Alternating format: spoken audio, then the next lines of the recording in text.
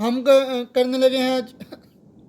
अस्सलाम वालेकुम स्टूडेंट्स, हम पढ़ रहे हैं कैलकुलस बाय एस.एम. यूसुफ और इसकी एक्सरसाइज 4.4 को सॉल्व करने की कोशिश कर रहे हैं। इसके पहले 12 क्वेश्चंस हम सॉल्व कर चुके हैं और आज हम करेंगे क्वेश्चन नंबर 13। क्वेश्चन नंबर 13 है हमारे पास एक्स की पावर 4 ओवर एक्स की power 4 plus 2x² plus 1 into d of x. तो अब ऊपर और नीचे अगर देखें, ऊपर भी डिग्री 4 है, नीचे भी डिग्री 4 है, तो ये हमारे पास क्या आ गया है, रैशनल इम्प्रॉपर फंक्शन।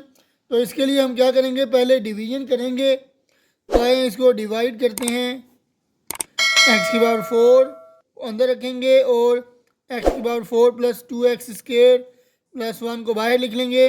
अब एक्स की पावर 4 को अगर मैं 1 के साथ मल्टीप्लाई करूं तो क्या आ जाएगा, एक्स की पावर 4 1 टाइम एक्स की पावर 4, ये साइन चेंज हो जाएंगे, और 2 1 टाइम 2x² और 1 1 टाइम 1 आ जाएगा, और सबके साइन चेंज हो जाएंगे और ये कैंसिल हो जाएंगे। तो ये आ जाएगा -2x² माइनस 1। तो अब याद रखें कि ये हमारे पास रिमाइंडर होता है, ये डिवाइज़र और ये क्वोशंट। तो फार्मूला हमारे पास क्या होता है, फार्मूला हमारे पास होता है, डिवाइज़र नीचे लिखा जाता है, रिमाइंडर को ऊपर लिखते हैं और क्यू को साइड पे लिखते हैं। अब क्यू हमारे पास क्या है, 1 प्लस आर की जगह क्या लिखेंगे, आर की जगह पे हम लिख लेंगे -2x² माइनस 1, और डी की जगह पे एक्स की पावर 4 प्लस 2x² प्लस 1। ठीक है जी। तो आइए यहाँ पे लिखते हैं, पहले इंटीग्रेशन के बगैर इसको लिख लेते हैं, एक्स की पावर 4 ओवर एक्स की पावर 4 प्लस 2x² प्लस 1। तो इसकी जगह पे अब क्या आ जाएगा, इनको जब मैंने डिवाइड किया तो इसकी जगह ये आ जाएगा, which is equal to 1 plus -2x² minus 1 over x की पावर 4 प्लस 2x² प्लस 1। अब इन दोनों में से माइनस कॉमन लेंगे तो ये आ जाएगा 1 minus 2x² plus 1 over x की पावर 4 प्लस 2x² प्लस 1 आ जाएगा। अब दोनों तरफ अगर इंटीग्रेशन हम ले लें, ठीक है जी, इस साइड पे अगर मैं लिख लूँ एक्स की पावर 4 ओवर एक्स की पावर 4 प्लस 2x² प्लस 1 और इंटीग्रेट कर लूँ दोनों साइडों पे, इंटीग्रेटिंग बोथ साइड्स, तो क्या आ जाएगा, एक्स की पावर 4 ओवर एक्स की power 4 plus 2x² plus 1 into d of x. ये आ जाएगी 1 की इंटीग्रेशन माइनस इस टर्म की इंटीग्रेशन आ जाएगी 2x² प्लस 1 ओवर एक्स की power 4 plus 2x² plus 1 into d of x. अब 1 की इंटीग्रेशन लेंगे तो क्या आ जाएगा, पहले मैं इसको थोड़ा सा ऊपर कर देता हूँ। 1 की इंटीग्रेशन एक्स के लिहाज से एक्स आ जाएगी माइनस, अब इसकी इंटीग्रेशन कैसे करेंगे, ये हमारे पास इसके पार्ट्स बनाने पड़ेंगे, लेकिन याद रखें कि पहले नीचे वाली वैल्यू स्केयर बन रही है, किसका स्केयर बन रही है, आइए मैं आपको बताता हूँ। ये एक्स स्केयर का स्केयर है, ये एक्स स्केयर का स्केयर आ जाएगा। ठीक है जी, ये मैंने लिखा है एक्स स्केयर का स्केयर। चले मैं इसको ज़रा थोड़ा बड़ा करके लिख लेता हूँ, एक्स स्केयर का स्केयर, और ये 2 फार्मूले का, यहाँ पे मैं एक्स स्केयर लिख लेता हूँ, और ये वैल्यू किसका स्केयर बन रही है, 1 का स्केयर बन रही है, और यहाँ पे 1 आ जाएगा। ठीक है जी, इंटू डी ऑफ एक्स। अब ये देखें, ए का square plus 2ab plus b का स्केयर, तो इसकी जगह पे मैं क्या लिख सकता हूँ, x minus 2x² plus 1 over ये बन जाएगा एक्स स्केयर, दरमियान में 2 के पहले प्लस है तो प्लस आ जाएगा, और फिर 1 का स्केयर है तो 1 आ जाएगा, तो ये आ जाएगा एक्स स्केयर प्लस 1 का होल स्केयर आ जाएगा। ठीक है जी।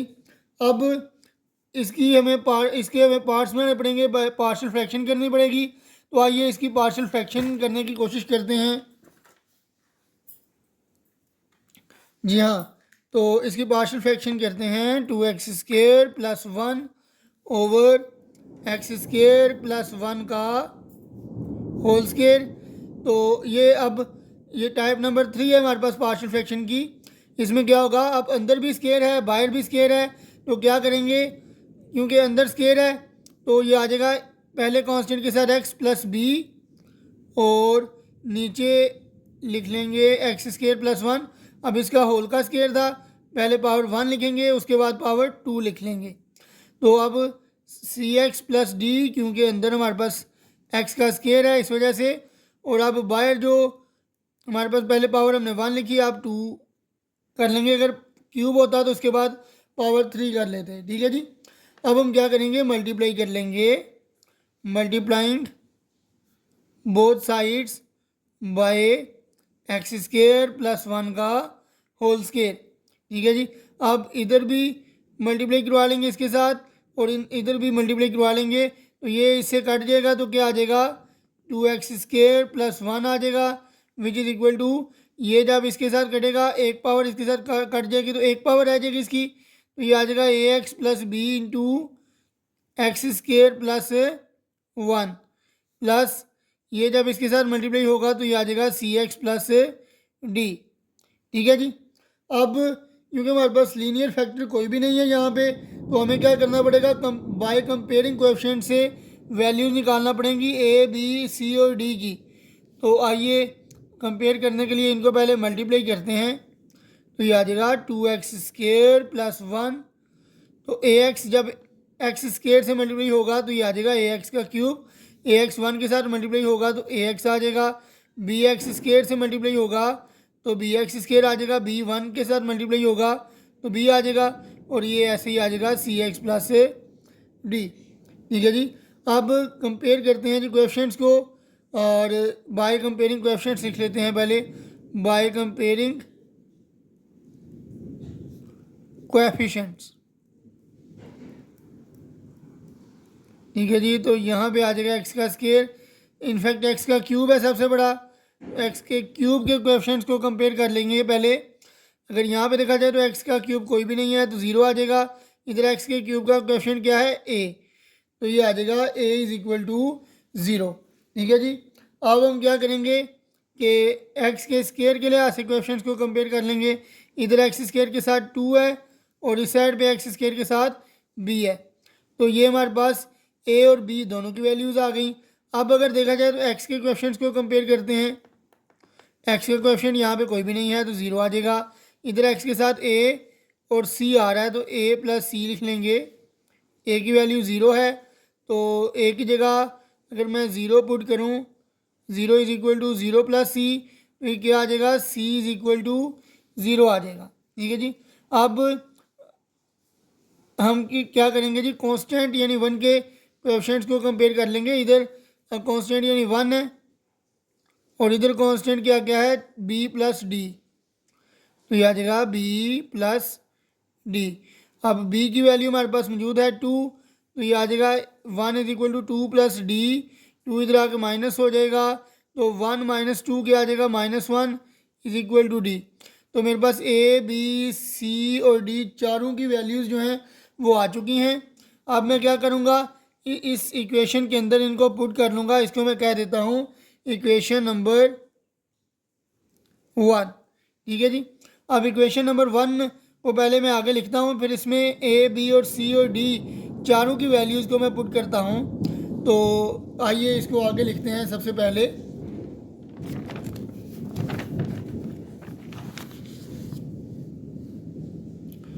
जी हाँ, तो मेरे पास ये वैल्यू है x square plus 2x square plus 1 over x square plus 1 का whole square, which is equal to, यार आ जाएगा A x plus B over x square plus 1 और फिर सी एक्स प्लस डी और एक्स स्केयर प्लस 1 का square.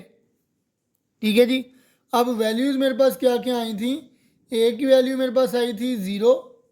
ठीक है, put a is equal to 0, b is equal to 2, c is equal to 0 और डी इज इक्वल टू -1। ठीक है जी। A B C और डी चारों की वैल्यूज़ मेरे पास आई थी। जो आई थी वो मैंने यहाँ पे लिख ली है। अब इसी इक्वेशन में पुट कर लेंगे इन इक्वेशन 1, तो ये आ जाएगा 2x² plus 1 over x² plus 1 का होल स्केयर। अब a की जगह 0 पुट कर लूँगा, 0x आ जाएगा, प्लस b की जगह 2 आ जाएगा over x² plus 1, plus c की जगह 0 इंटू एक्स, प्लस d की जगह -1 आ जाएगा ओवर x² प्लस 1 का होल स्केयर आ जाएगा। ठीक है जी, तो ये मेरे पास क्या आ जाएगा 2 ओवर x² प्लस 1। ठीक है जी, 2 ओवर x² प्लस 1 और ये -1 क्योंकि ये 0 है तो 0 plus minus minus -1 over x² plus 1 का होल स्केयर। ठीक है जी, और यहाँ पे क्या था 2x² plus 1 over x² plus 1 का होल स्केयर। अब दोनों तरफ इंटीग्रेट करेंगे तो ये आ जाएगा 2x² plus 1 over x² plus 1 का होल स्केयर इंटू dx, 2 बाहर आ जाएगा और ये 1 ओवर वेरिएबल का स्केयर प्लस 1 यानी कांस्टेंट का स्केयर लिख सकते हैं इंटू dx, माइनस ये आ जाएगा 1 ओवर x² प्लस 1 का होल स्केयर इंटू dx। अब ये वेरिएबल का स्केयर प्लस कांस्टेंट का स्केयर, इसकी इंटीग्रेशन हम कैसे करते हैं, याद रखें कि जब भी 1 ओवर वेरिएबल का स्केयर प्लस कांस्टेंट का स्केयर आता है, ठीक है, तो इसकी इंटीग्रेशन का फार्मूला होता है 1 over constant into tan inverse variable over constant plus integration constant of integration. और ये आ जाएगा, ये हमारे पास 1 ओवर कांस्टेंट क्या है 1 ओवर 1 का स्केयर है, तो 1 ओवर 1 1 ही आ जाएगा, इसको लिखने की जरूरत नहीं, इंटू tan इनवर्स वेरिएबल कौन सा है x, तो ऊपर x आ जाएगा, नीचे कांस्टेंट की जगह 1 x ओवर 1 x ही आ जाएगा। ठीक है जी, minus integration of 1 over x² plus 1 का होल स्केयर इंटू dx। ठीक है जी, अब हम क्या करेंगे कि यहाँ पर हमारे पास इंटेग्रल है 1 ओवर x² प्लस 1 का होल स्केयर, इसको मैं अब I1 लेके तो सॉल्व करने की कोशिश करूँगा। तो इसको ज़रा मैं ऊपर कर लेता हूँ, तो ये आ जाएगा I1 is equal to 1 over x² plus 1 का होल स्केयर इंटू dx। अब याद रखें कि जब भी हमारे पास वेरिएबल का स्केयर और कांस्टेंट का स्केयर नीचे प्लस में आ जाता है और उसकी कोई होल पावर होती है, तो हम क्या करते हैं, याद रखें सब्सटीट्यूशन मेथड लगाते हैं, और क्योंकि हमें फार्मूला याद होना चाहिए 1 plus tan² theta is equal to sec² theta. ठीक है जी, तो जब भी ये दो वैल्यूज़ प्लस होंगी तो उसकी जगह हम क्या सब्सटीट्यूट किया करेंगे, वेरिएबल की जगह tan थीटा सब्सटीट्यूट किया करेंगे। तो ये हम क्या करेंगे जी, put x is equal to जो कांस्टेंट है वो साथ लिखते हैं, 1 को tan के साथ लिखेंगे तो tan ही आ जाएगा, x is equal to tan theta. ठीक है जी, इसको सब्सटीट्यूट करेंगे x is equal to tan theta और डेरिवेटिव लेंगे, डिफरेंशियल लेंगे दोनों साइडों पे, तो x का dx और tan थीटा का सीकेंड स्केयर थीटा और थीटा का आ जाएगा d थीटा।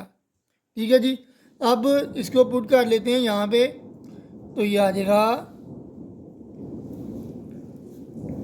1 ओवर x की जगह tan आ जाएगा, तो tan का स्केयर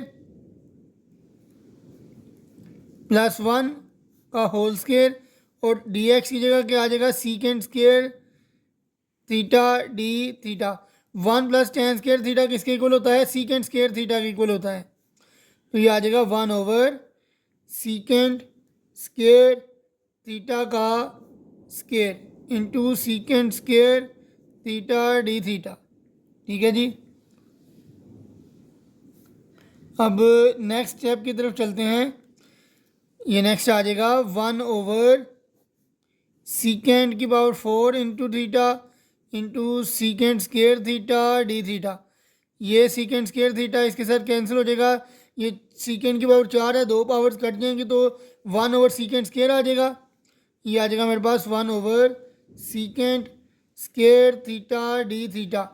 अब 1 ओवर सीकेंड स्केयर क्या होता है जी, 1 ओवर सीकेंड, याद रखें 1 ओवर सीकेंड इज इक्वल टू होता है cos थीटा, अब 1/sec² को क्या लिख लेंगे, cos square theta D theta.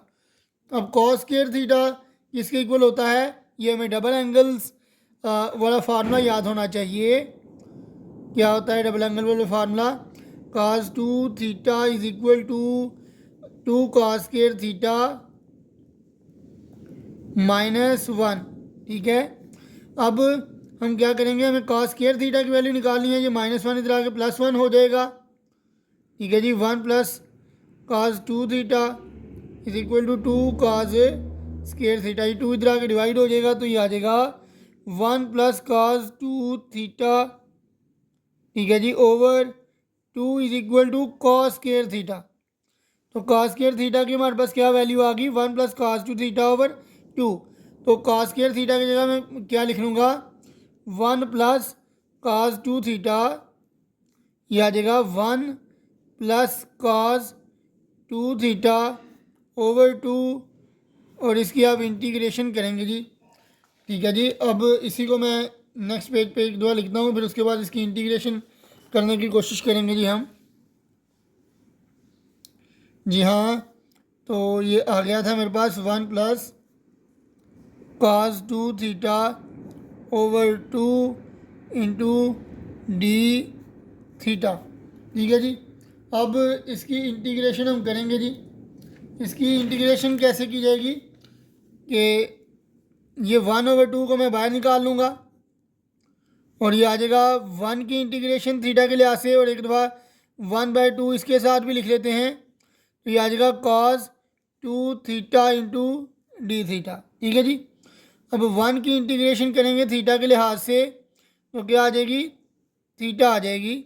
1 का x के लिहाज से इंटीग्रेशन क्या होता है, x, थीटा के लिहाज से क्या होगी, थीटा होगी। अभी 1/2 cos थीटा की इंटीग्रेशन क्या होती है, cos थीटा की इंटीग्रेशन होती है sin थीटा। तो क्योंकि cos 2 थीटा है, तो ये आ जाएगा sin 2 थीटा, और 2 थीटा का डेरिवेटिव डिनोमिनेटर में लिखेंगे, 2 थीटा का डेरिवेटिव थीटा के लिहाज से 2 आ जाएगा। ठीक है जी, तो अब हम क्या करेंगे, ये आ जाएगा मेरे पास 1/2 into theta plus 1/2 sine 2 theta किसके इक्वल होता है, याद रखें साइन 2 थीटा का फार्मूला होता है 2 sin theta cos theta over 2।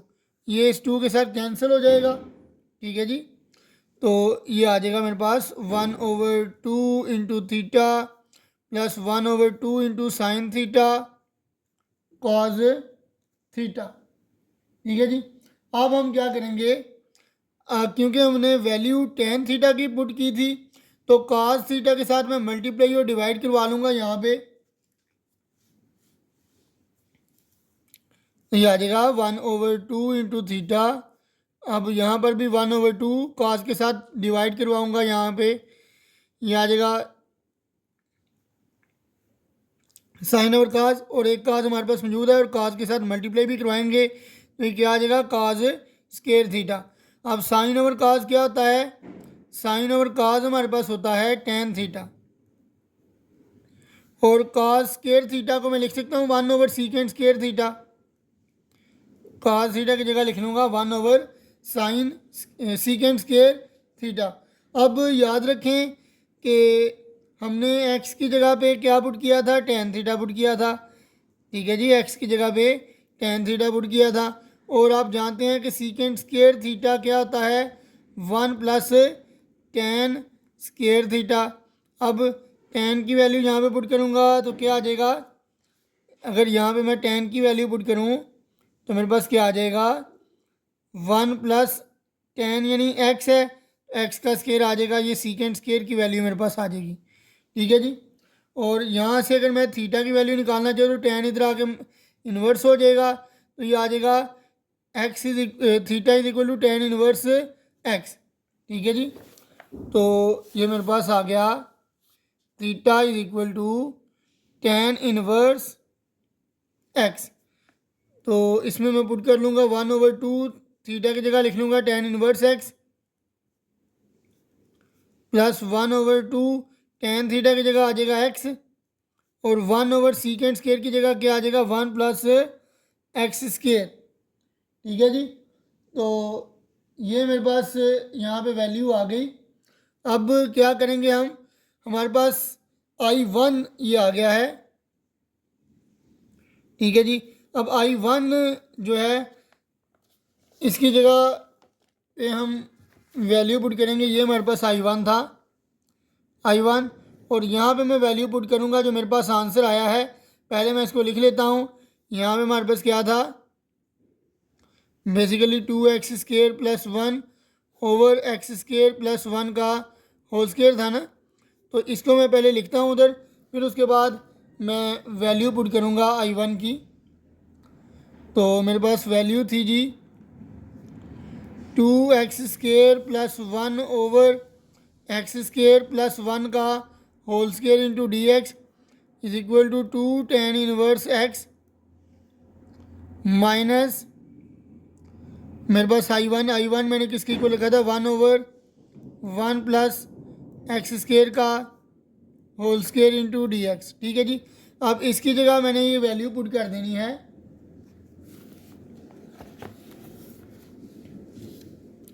जी हाँ, तो ये आएगा 2 tan इनवर्स x माइनस यहाँ पे मेरे पास क्या आ जाएगा, यहाँ पे आ जाएगा 1/2 tan inverse x 1/2 tan inverse x plus 1/2 ये x/1 + x स्क्वायर लिख सकते हैं ना, x/1 + x का square plus constant of integration, ये आ जाएगा।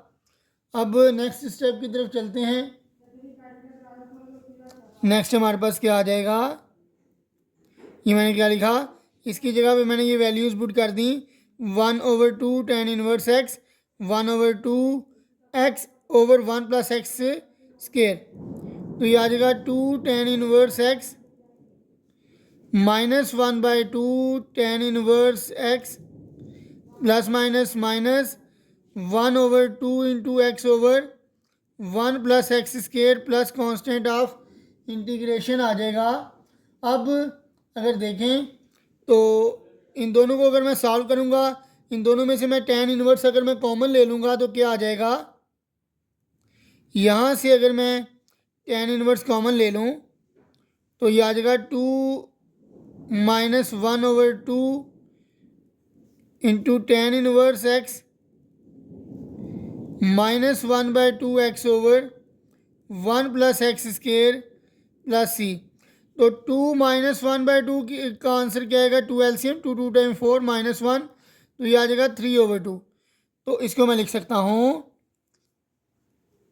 3/2 tan inverse x minus 1/2 x/1 + x square plus constant of integration. ठीक है जी।